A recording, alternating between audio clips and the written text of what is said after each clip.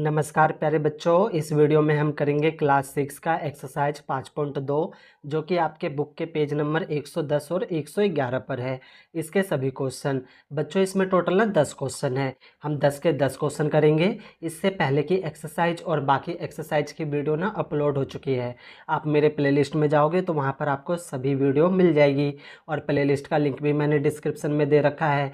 आप वहाँ पर क्लिक करोगे तो सीधा मेरे प्लेलिस्ट में पहुँच जाओगे और वहाँ से आप सभी वीडियो को वॉच कर सकते हो। बच्चों 5.2 करने से पहले ना आपको कुछ इंपॉर्टेंट पॉइंट पता होने चाहिए गुणज के बारे में। हालांकि मैंने इसके बारे में आपको 5.1 में बहुत अच्छे से बताया था, वहाँ पे इसका इस्तेमाल था। अब हम 5.2 कर रहे हैं तो यहाँ पर भी इसका इस्तेमाल है। तो जिन बच्चों को नहीं पता है गुणज किसे कहते हैं और गुणनखंड किसे कहते हैं तो वो अच्छे से सीख ले, समझ ले, इसके बिना आपके सवाल नहीं हो पाएंगे। तो बच्चों देखो, गुणज किसे कहते हैं तो किसी संख्या को जब हम प्राकृत संख्या है, प्राकृत संख्या कौन सी होती है हमारी, 1 2 3 4 5, ये सब हमारी प्राकृत संख्या होती है। तो इससे गुणा करते हैं तो जो हमें गुणनफल मिलता है वे सभी संख्याएं उस संख्या का क्या कहलाती है, गुणज होती है। जैसे कि 5 का गुणज, अगर हम 5 का गुणज निकाले तो कैसे निकलेगा, हमें प्राकृत संख्या से गुणा करनी है, यानी 1 2 3 4। तो 5 का गुणज देखो कैसे निकलेगा, 5 का गुणज तो 5 हमें प्राकृत संख्या से गुणा करनी यानी 1 से, तो 5 एकम 5। फिर हम इसको 2 से गुणा करेंगे तो 5 दूनी 10। फिर हम 3 से गुणा करेंगे तो 5 तिया 15। फिर हम 4 से गुणा करेंगे तो 5 चौक 20। ऐसे हम आगे करते जाएंगे बच्चों। और ये क्या निकलेंगे, ये इसके गुणज निकलेंगे। तो हमने किससे गुणा किया, प्राकृत संख्या से। और गुणज क्या निकला, 5 10 15 20, ऐसे आगे निकलते जाएंगे। और सिंपल लैंग्वेज में मैं आपको बोलूँ ना बच्चों, तो आप बस ध्यान रखना, पहाड़ा जो होता है ना वो उसका गुणज होता है। यानी 5 का पहाड़ा तो 5 एकम 5, 5 दूनी 10, 5 तिया 15, 5 चौक 20, आगे 5 पंचे 25 है ना, फिर उसके बाद 30। तो पहाड़ा जो होगा वो गुणज होगा 5 का। इसी प्रकार से 3 का गुणज, तो 3 का गुणज क्या होगा, 3 एकम 3, 3 दूनी 6, 3 तिया 9, 3 चौक 12। ठीक है, तो गुणज आप अच्छे से समझ गए। अब समझो गुणनखंड किसे बोलते हैं। तो ऐसी संख्या जो दी हुई संख्या को पूर्ण रूप से विभाजित कर दे, विभाजित का मतलब है भाग कर दे पूरी तरह से, उन सभी संख्याओं को उस संख्या का गुणनखंड कहते हैं। जैसे कि हमें 3 का गुणनखंड निकालना है तो 3 का गुणनखंड क्या आएगा आपका, 3 का गुणनखंड आएगा 1 और 3। क्यों, क्योंकि 3 जो है वो 1 के पहाड़े में भी आता है और 3 के पहाड़े में भी आता है। फिर उसके बाद इसी तरीके से अगर हम 4 का निकालेंगे तो 4 का गुणनखंड क्या आएगा, 1 2 और 4। 4 जो है 1 के पहाड़े में आएगा, 2 के पहाड़े में आएगा और 4 के पहाड़े में आएगा। फिर हम अगर 5 का निकालें तो 1 और 5, 5 है 1 के पहाड़े में आएगा और 5 के पहाड़े में आएगा। अगर हमें 6 का निकालना है तो 6 किस किस में आएगा आपका, 1 के में आता है 6, फिर 2 में आता है ना, फिर 3 में आता है, 4 में नहीं आता, 5 में नहीं आता, फिर 6 में आता है। तो ये क्या कहलाते हैं, ये आपके गुणनखंड कहलाते हैं बच्चों। ठीक है, समझ गए होगे। आप इसका स्क्रीनशॉट ले लो, आपके बहुत काम की चीज़ है। ठीक है, यहाँ तक ले लो पहले, फिर इसके नीचे का ले लो। ठीक है, तो ये हो गए हमारे इंपॉर्टेंट पॉइंट। अब हम करेंगे पहला क्वेश्चन। तो देखो पहले क्वेश्चन में क्या बोला इन्होंने, पहले क्वेश्चन में बोला है 310 और 410 के बीच आने वाली 40 के सभी गुणज ज्ञात कीजिए। तो हमें 40 के गुणज ज्ञात करने हैं, लेकिन 310 और 410 के बीच होना चाहिए। ठीक है बच्चों, तो देखो इसको हम कैसे करेंगे, ये है आपका आंसर नंबर फर्स्ट। तो यहाँ पे लिखेंगे हम आंसर नंबर फर्स्ट। तो सबसे पहले हम 40 के गुणज लिख लेते हैं, 40 के गुणज। तो 40 का गुणज मतलब 40 का पहाड़ा है ना, तो 40 आ जाएगा, फिर 80 है ना, फिर आपका आ जाएगा 120, फिर आ जाएगा आपका 160, फिर आ जाएगा आपका 200 है ना, फिर आ जाएगा आपका 240, 280, फिर आ जाएगा 320, 360, उसके बाद आ जाएगा आपका 400 बच्चों। ठीक, तो ये तो लिख लिया हमने 40 के गुणज। अब क्वेश्चन में क्या बोला है, 310 और 410 के बीच आना चाहिए। तो 310 देखो ये 310 से ज़्यादा है और 400 के बीच में आना चाहिए, 410 के बीच में। तो ये एक संख्या, दो संख्या और ये तीन संख्या, यानी 320, 360 और 400, ये क्या है आपके 310 और 410 के बीच आने वाले 40 के गुणज है। तो बच्चों हम इसको ना हेडिंग के साथ लिखेंगे, आपको भी पेपर में हेडिंग के साथ लिखना है। ठीक है, तो हेडिंग क्या लिखेंगे हम लिखेंगे 310 और 410 के बीच आने वाले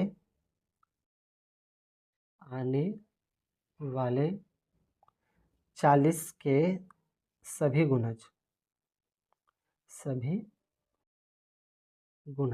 तो कौन कौन से हैं? 320 है, फिर उसके बाद है आपका 360, फिर उसके बाद है आपका 400, और ये हो गया इसका आंसर बच्चों। ठीक है, तो पहला आपको अच्छे से समझ में आया होगा।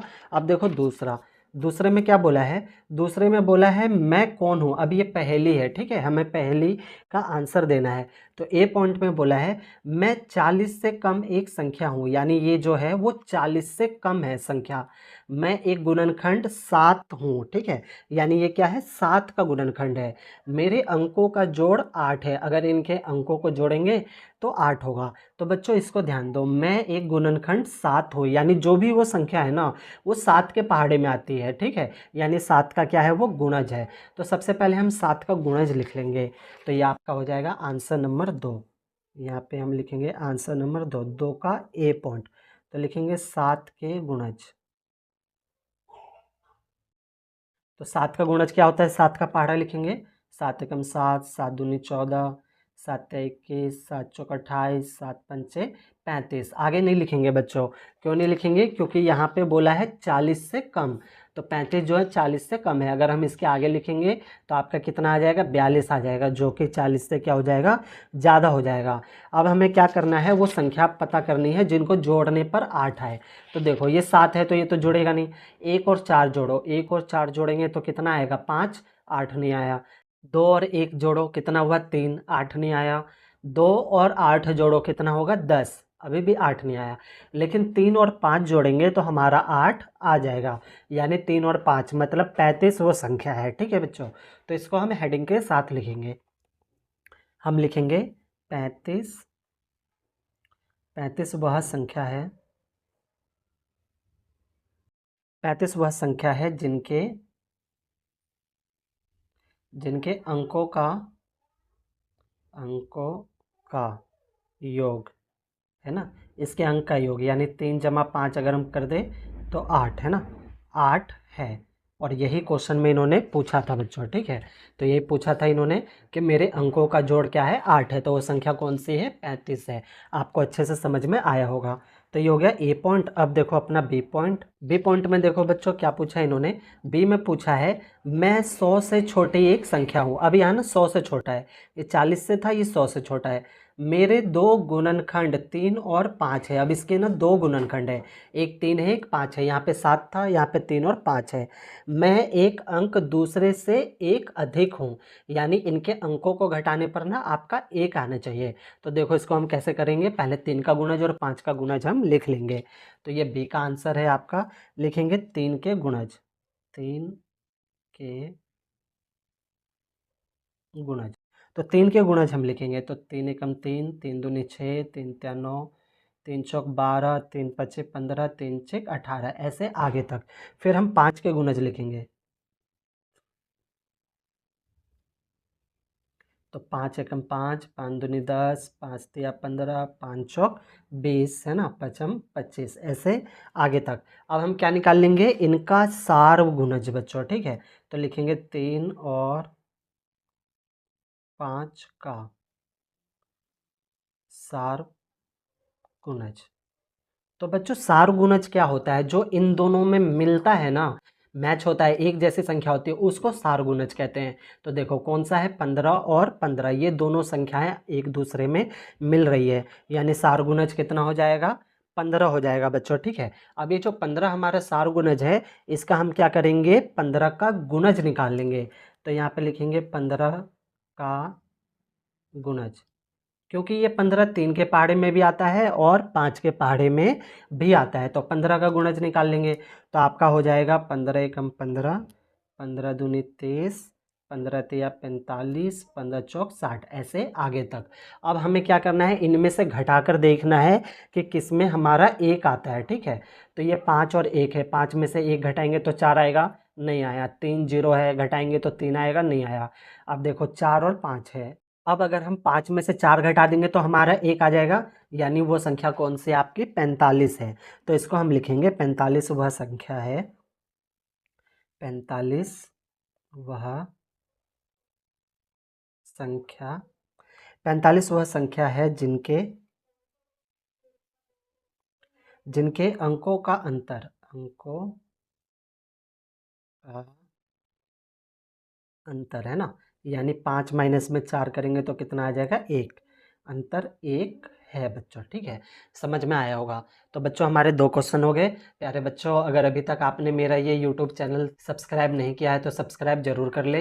ये मेरा नया YouTube channel MTC study point के नाम से है, जिसे आपके प्यार और सपोर्ट की जरूरत है। तो बच्चों हमारे हो गए 2 क्वेश्चन। अब हम करेंगे तीसरा क्वेश्चन। तीसरा क्वेश्चन है बच्चों आपका, एक संख्या जिसके सभी गुणनखंडों का योग उस संख्या के दुगना हो उसे संपूर्ण संख्या कहलाती है। संख्या 28 एक संपूर्ण संख्या है। यहाँ पे जो 28 एक संपूर्ण संख्या है, ये कैसे संपूर्ण संख्या है, क्योंकि इसके जो गुणनखंड होंगे ना, यानी 1 2 4 7 14 और 28, ये इसके गुणनखंड है बच्चों। ठीक है, गुणनखंड मतलब इनसे ये जो 28 है वो पूरी तरह से भाग चला जाएगा। 28 है, इनका योग 56 है। अगर हम यहाँ से लेकर यहाँ तक इन सबको जोड़ देंगे तो 56 आएगा। अब 56 जो है वो 28 का क्या है, दुगना है। 28 का दुगना करने पर कितना आ रहा है, 56, 56 है। तो हमें बोला है 1 से 10 तक के बीच में एक ऐसी संपूर्ण संख्या ज्ञात करनी है। यानी एक इन्होंने 28 बताया है, लेकिन हमें एक बतानी है जो 1 से लेकर 10 तक के बीच में हो। तो देखो बच्चों, इसको हम कैसे करेंगे, ये आपका है आंसर नंबर 3। तो हमें 28 का गुणनखंड दे रखा है, यहाँ पे लिखेंगे 28 के गुणनखंड। तो 28 के गुणनखंड क्या है आपके, 1 2 4 7 14 और उसके बाद 28 है बच्चों। और इनका योग अगर इनको जोड़ देंगे तो इनका योग कितना है, 56 है। 56 है जो कि 56 है ना, जो कि 28 गुणा 2 है, यानी 28 का दुगना है। क्या है आपका, 56 है। तो ये तो हमें दिया हुआ है, हमें 1 से लेकर 10 तक की संख्याएं देखनी है। ठीक है, तो चलो देखो इसको हम कैसे करेंगे। तो सबसे पहले हम ले लेते हैं 2, 1 नहीं लेंगे, 1 से नहीं निकलेगा हमारा। तो 1 से लेकर 10 तक की संख्या देखनी थी, तो 2 से शुरू करेंगे। 2 किसके पहाड़े में आता है, 1 और 2 के। ठीक है बच्चों, अब इनको जोड़ो, 2 और 1 कितना हो जाएगा, 3, और 2 का दुगना करो 4, तो 4 तो आया नहीं, तो ये आपका नहीं है। फिर इसके बाद 3, 3 किसके में आता है, 1 और 3 में। 1 और 3 जोड़ो कितना हो गया आपका, 4। अब 4 क्या है, 3 का दुगना कितना हुआ, 6, तो 4 6 आया नहीं, तो ये भी नहीं होगा।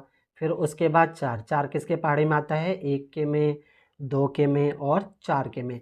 सबको जोड़ो, 4 2 6 और 1 7, और 4 का दुगना करो 8, तो 8 आ रहा है, इधर 7 आ रहा है, तो ये भी नहीं हुआ। फिर उसके बाद 5, 5 किसके में आता है, 1 के में और 5 के में। इसको जोड़ो, 5 और 1 कितना हो गया, 6, और 5 का दुगना करेंगे 10, तो अभी भी बराबर नहीं है, ये 10 है, इधर कितना आ रहा है 6, तो नहीं होगा। उसके बाद 6, 6 किसके में आता है आपका, 1 के में, 2 के में, 3 के में, फिर 6 के में, है ना। अब सबको जोड़ो, तो 6 3 9, 9 2 11 और 1 12, 12 आ गया। और 6 का दुगना करो, 6 का दुगना भी क्या हो गया, 12, यानी ये वो संख्या है। तो इसको हम लिखेंगे 1 जमा 2 जमा 3 जमा 6, कितना है, 12। ठीक है, तो 6 वह संपूर्ण संख्या है। तो 6 वह संपूर्ण संख्या, 6 वह संपूर्ण संख्या है। ठीक है बच्चों, तो हमें 1 से लेकर 10 तक की संख्याओं में से बताना था, एक संख्या बतानी थी, तो वो एक संख्या क्या है आपकी, 6 है बच्चों। तो हमारे 3 क्वेश्चन कंप्लीट हो गए। अब हम करेंगे चौथा क्वेश्चन। चौथा क्वेश्चन है बच्चों आपका, उभयनिष्ठ गुणनखंड ज्ञात कीजिए। हमें क्या निकालना है, गुणनखंड। पहला पॉइंट दे रखा है 20 और 28 का, तो देखो कैसे निकालेंगे, 20 और 28, तो 20 के गुणनखंड, यानी 20 किस किस के पहाड़े में आते हैं आपके, 1 के में, 2 के में, 4 5 10 और 20, और 28 किसके पहाड़े में आते हैं, 28 आते हैं आपके 1 2 4 7 14 और 28 के पहाड़े में। ठीक है बच्चों, अब बच्चों हमें क्या निकालना है, इनका उभयनिष्ठ गुणनखंड, यानी सार गुणनखंड निकालना है। तो यहाँ पे लिखेंगे 20 और 28 का सार गुणनखंड। और अभी अभी मैंने आपको बताया था सार गुणनखंड किसे कहते हैं, बताओ बच्चों, जो दोनों में मिले, है ना। तो देखो 1 1 ये दोनों में मिल रहा है, फिर 2 2 ये भी है, फिर 4 और 4, अब आगे नहीं है, तो इसका सार गुणनखंड क्या हो जाएगा, 1 2 और 4 बच्चों, ठीक है, समझ में आया होगा।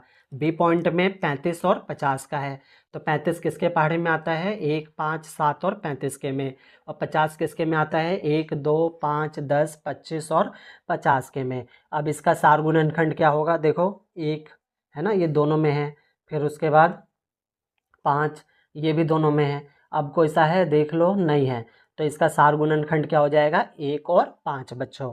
तो ये हुआ बी का आंसर। अब देखो सी पॉइंट का आंसर, अब सी में ना 3 है तो कोई बात नहीं, वैसे ही करेंगे, 4 के गुणनखंड, 8 के गुणनखंड और 12 के गुणनखंड हम तीनों के निकाल लेंगे।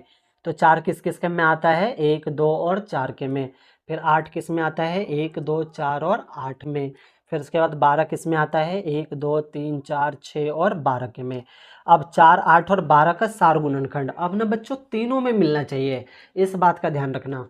तो देखो ये जो 1 है ये तीनों में मिल रहा है, फिर ये 2 है ये भी तीनों में, फिर ये 4 है तो ये भी क्या मिल रहा है, तीनों में मिल रहा है, यानी सार गुणनखंड क्या हो जाएगा, 1 2 और 4 बच्चों, ठीक है। तो सी पॉइंट हो गए। इसका एक और पॉइंट है डी, जो कि हम नेक्स्ट पेज पर करेंगे। तो डी पॉइंट में बच्चों आपको 5 15 और 25 दिया हुआ है, तो 5 किसके पहाड़े में आता है, 1 और 5 के में, 15 किस में आता है, 1 3 5 में, और 25 किस में आता है, 1 5 और 25 में।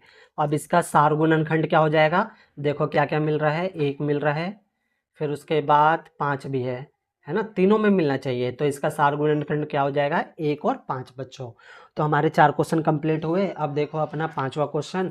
तो 5वें क्वेश्चन में क्या बोला है, 3 ऐसी संख्याएं ज्ञात कीजिए जो 25 का गुणज हो लेकिन 50 का नहीं, यानी 3 हमें ऐसी संख्याएं पता करनी है जो 25 का तो गुणज हो, यानी 25 के पहाड़े में हो, ठीक है, लेकिन 50 का नहीं, उसमें 50 का गुणज नहीं आना चाहिए।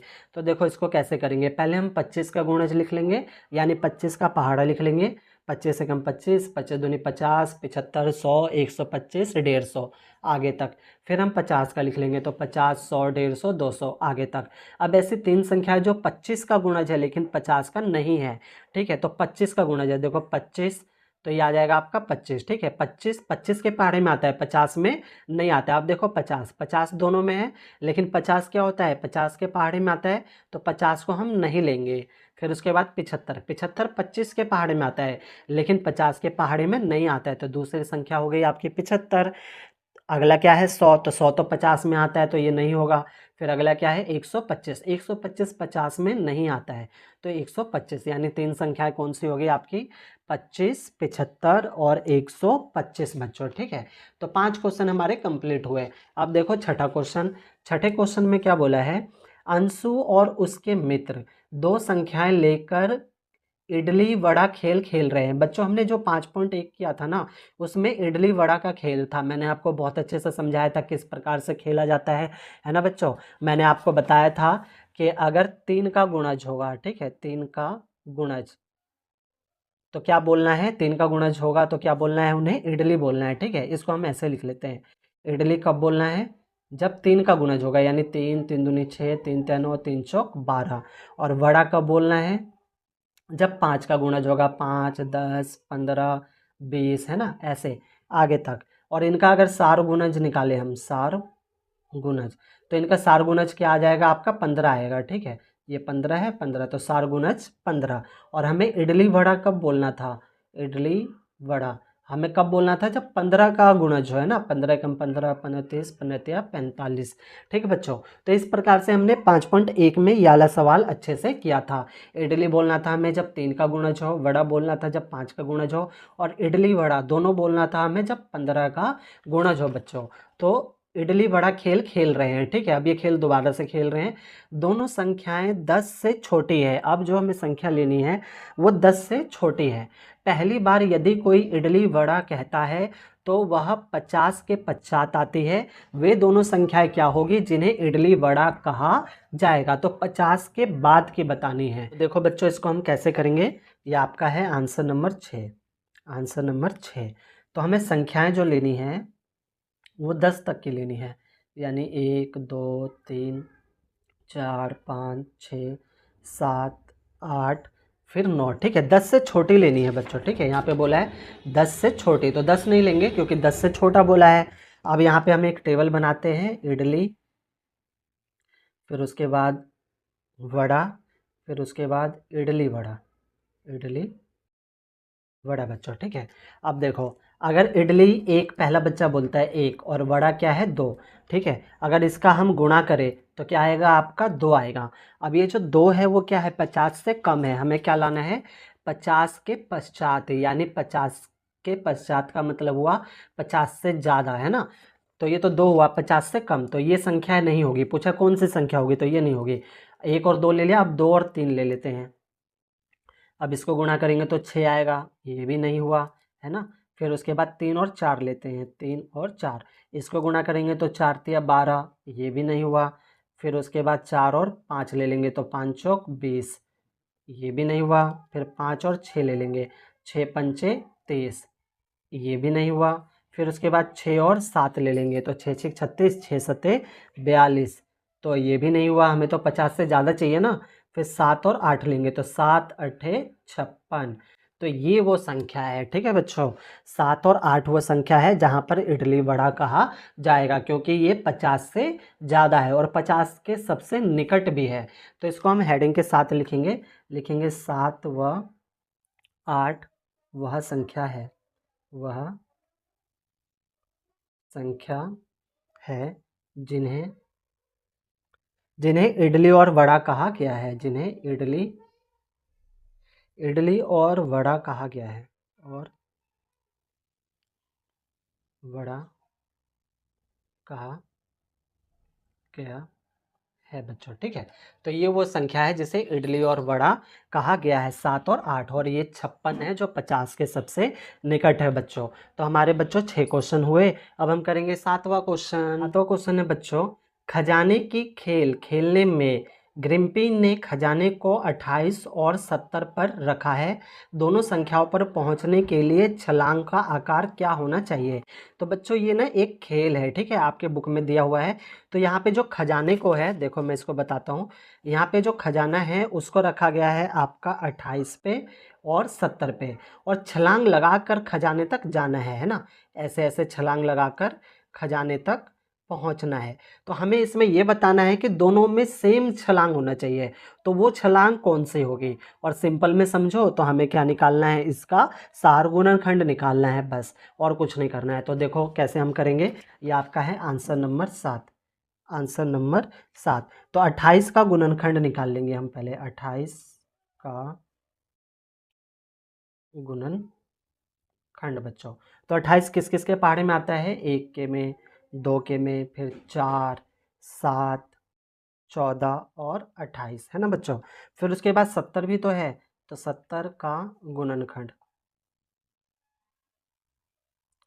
तो 70 किस किस के पहाड़े में आता है आपके, 1 के में, 2, फिर 5, 7, 10, 14, फिर 35, और फिर उसके बाद 70 के में, ठीक है। अब 28 और 70 का सार गुणनखंड निकाल लेंगे, तो लिखेंगे 28 व 70 का सार गुणन सार गुणनखंड। तो देखो बच्चों इसमें कौन कौन सा मिल रहा है, एक मिल रहा है ना, तो एक आ गया।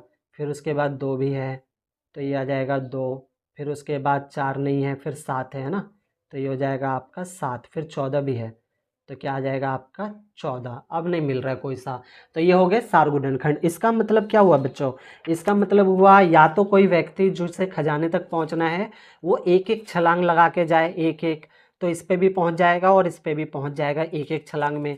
अगर दो का छलांग लगाए, यानी एक बार में दो, फिर एक बार में दो, और यहाँ पे भी एक बार में दो, यहाँ पे भी दो, तो भी ये खजाने तक पहुंच जाएगा। या फिर 7 7 छलांग लगाए है ना एक ही बार में, फिर 7 यहाँ पे भी, तो या फिर सीधा 14 लगाए तो भी वो खजाने तक पहुंच जाएगा, ठीक बच्चों। तो हमारे हो गए 7 क्वेश्चन। अब हम करेंगे 8वां क्वेश्चन। 8वां क्वेश्चन है बच्चों आपका, नीचे दिए गए चित्र से गुणा के उभयनिष्ठ गुणज को छोड़कर सभी संख्याओं को मिटा दिया गया है।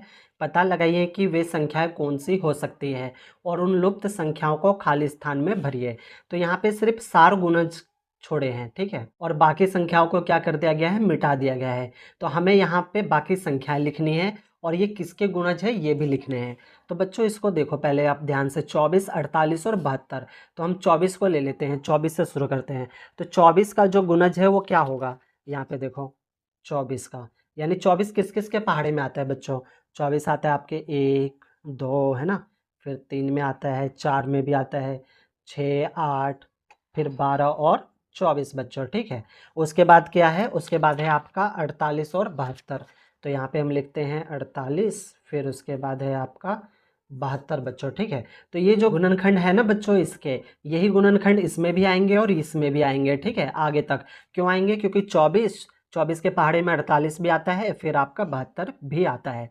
तो अगर हम इनमें से इन सभी को छोड़ दें, इसको छोड़ दें और इसको छोड़ दें, 6 और 8 को सिर्फ ले लेते हैं, यानी 6 और 8 के गुणज अगर हम ले लें तो 6 के पहाड़े में 24 भी आएगा, 48 भी आएगा, 72 भी आएगा। फिर 8 के पहाड़े में 24 भी आएगा, 48 भी आएगा और आपका 72 भी हो जाएगा, ठीक है। तो हम 6 और 8 के गुणज ले लेते हैं, हम इसको लेकर सॉल्व कर लेंगे। यानी यहाँ पे जो बोला है ना कौन से गुणज आएंगे, तो यहाँ पे हम 6 और 8 के गुणज ले लेंगे, ये सबके में आ जाएंगे, सारे पहाड़े में आ जाएंगे। तो चलो इसको करना कैसे है वो देखो। तो ये है आपका आंसर नंबर 8 बच्चों। तो 8वें में हम लिखेंगे सबसे पहले 24 के गुणनखंड, 24 के गुणनखंड बच्चों। तो 24 किस किस के पहाड़े में आ रहे हैं, 1, 2, 3, 4, फिर 6, 8, 12, फिर उसके बाद 24। अब ये जो 24 है, हमने क्या किया था, 6 और 8 लिया था, तो हम 6 का गुणज ले लेंगे और 8 का गुणज ले लेंगे। यहाँ पे लिखेंगे 6 का गुणज। तो 6 का गुणज मतलब 6 का पहाड़ा है ना, तो हम 6 का पहाड़ा ले लेंगे। 6 कम 6, 6 दूनी 12, 6 तिया 18, 6 चौक 24, 6 पंचे 30, 6 छिक 36, 6 सत्ते 42, 6 अठे 48, 6 निम 54, 6 धाम 60, फिर 66 और फिर 72, 72 तक ले लेंगे। क्यों, क्योंकि सबसे ज़्यादा जो नंबर इसमें है वो कहाँ तक है, आपके 72 तक है। तो 6 का गुणज हो गया, अब 8 का भी गुणज ले लेंगे, लिखेंगे 8 का गुणज। तो पहाड़ा लिख दो 8 का, 8 एकम 8, 8 दूनी 16, 8 तिया 24, 8 चौक 32, 8 पंचे 40, 8 छिक 48, 8 सते 56, 8 अठे 64 और 8 निम हो गया आपका 72। तो ये हमने क्या लिख लिया, ये हमने लिख ली ये गुणज।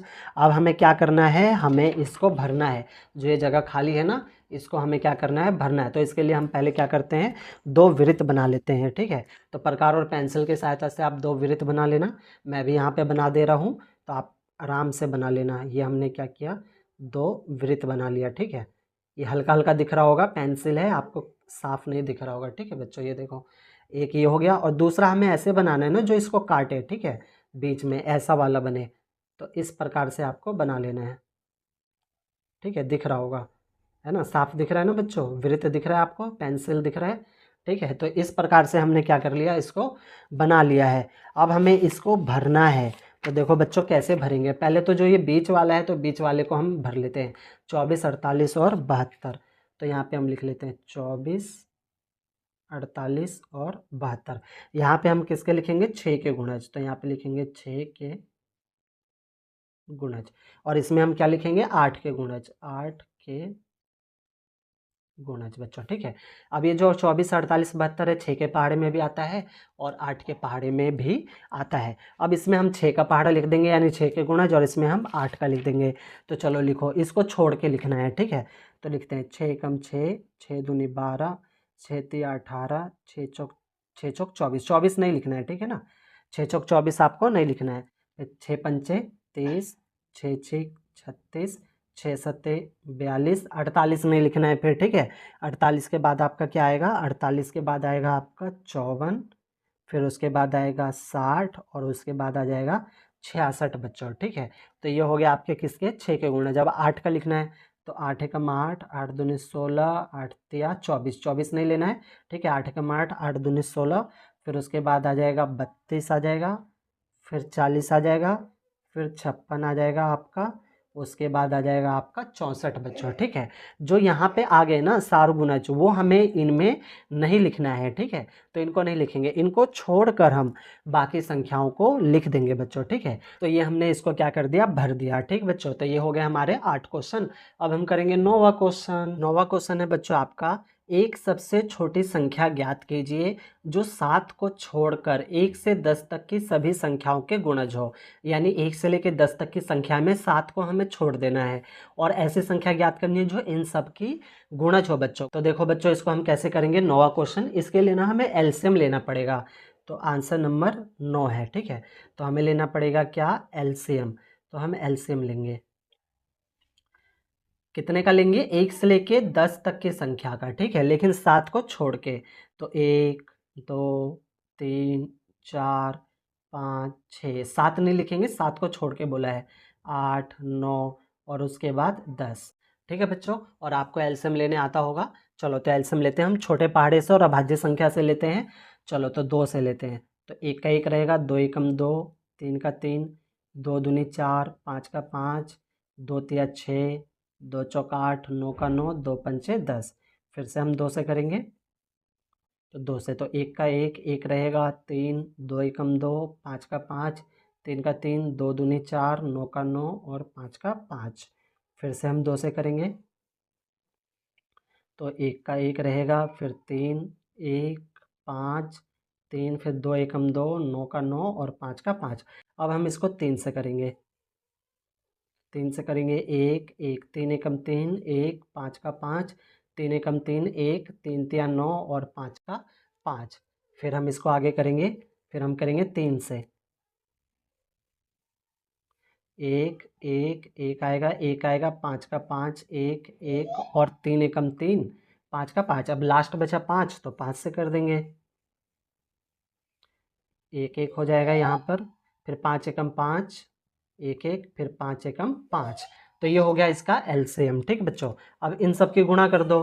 क्या क्या है आपका, 2 2 2 है, तो ठीक 2 2 2। फिर उसके बाद 3 3, फिर उसके बाद 5। अब इन सब की हमें करनी है गुणा। तो 2 दूनी 4, 4 दूनी 8, 8 16 8 तिया 24, 24 तिया 72 और 72 पंचे आपका हो जाएगा 360 बच्चों, ठीक है। यानी 360 वो संख्या है जो 1 2 3 4 5 6 7 को छोड़ के 8 9 10 सबसे भाग हो जाएगी, ठीक है। तो इसको हम हेडिंग के साथ लिख देंगे, 360 वह सबसे छोटी संख्या है, 360 वह सबसे छोटी संख्या है जो 7 को छोड़कर, जो 7 को जो 7 को छोड़कर 1 से 10 तक, 1 से 10 तक की सभी संख्याओं का गुणज है, सभी संख्याओं का गुणज है बच्चों, ठीक है। तो बच्चों ये हो गए हमारे 9 क्वेश्चन। प्यारे बच्चों, सवाल आपको समझ आ रहा है तो वीडियो को लाइक और शेयर जरूर कर दे बच्चों। बहुत मेहनत लगती है ऐसी वीडियो बनाने में, और चैनल को अभी तक आपने सब्सक्राइब नहीं किया है तो सब्सक्राइब भी जरूर कर ले, आगे भी ना आपको ऐसी वीडियो मिलती रहेगी। तो 9 क्वेश्चन हो गए। अब हम करेंगे लास्ट अपना 10वां क्वेश्चन।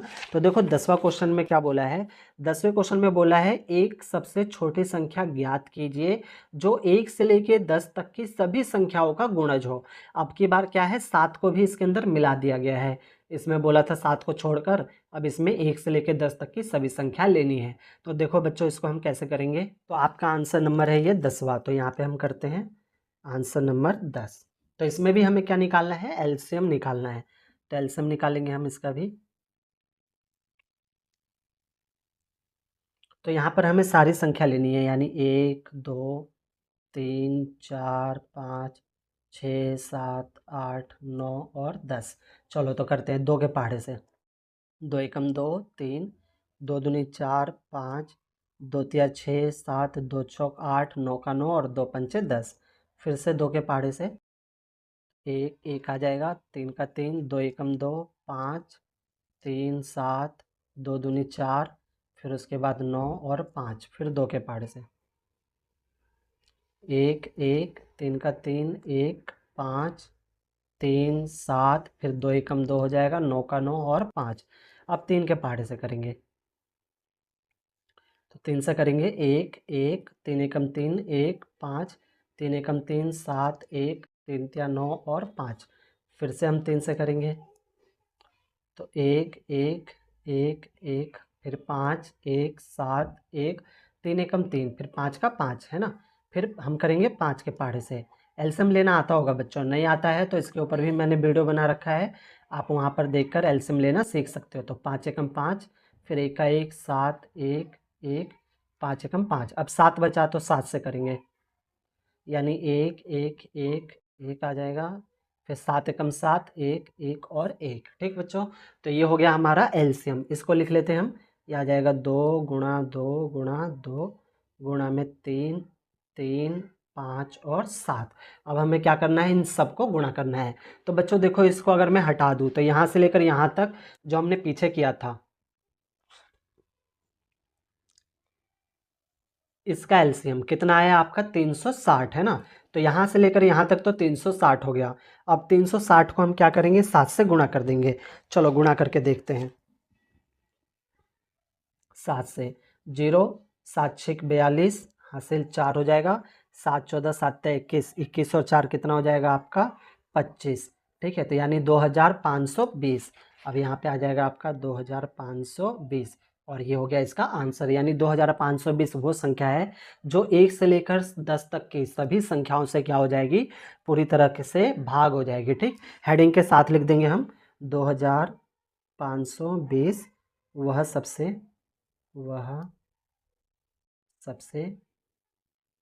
छोटी संख्या है, छोटी संख्या है जो 1 से लेकर 10, जो 1 से 10 तक की सभी संख्या से सभी संख्या का बच्चों, ठीक है ना, सभी संख्या का गुणज है, ठीक है बच्चों। उम्मीद है आपको समझ में आया होगा। नीचे हमारे पास जगह नहीं थी, आप समझ सकते हो आराम से। ठीक है, इसका आप स्क्रीनशॉट ले लेना। बच्चों समझ आया होगा आपको। प्यारे बच्चों, सवाल में कहीं पर भी डाउट हो, कोई चीज़ नहीं समझ आया हो, तो वीडियो को एक बार और प्ले करके देखना, आपके सारे डाउट ना क्लियर हो जाएंगे। ओके, धन्यवाद बच्चों।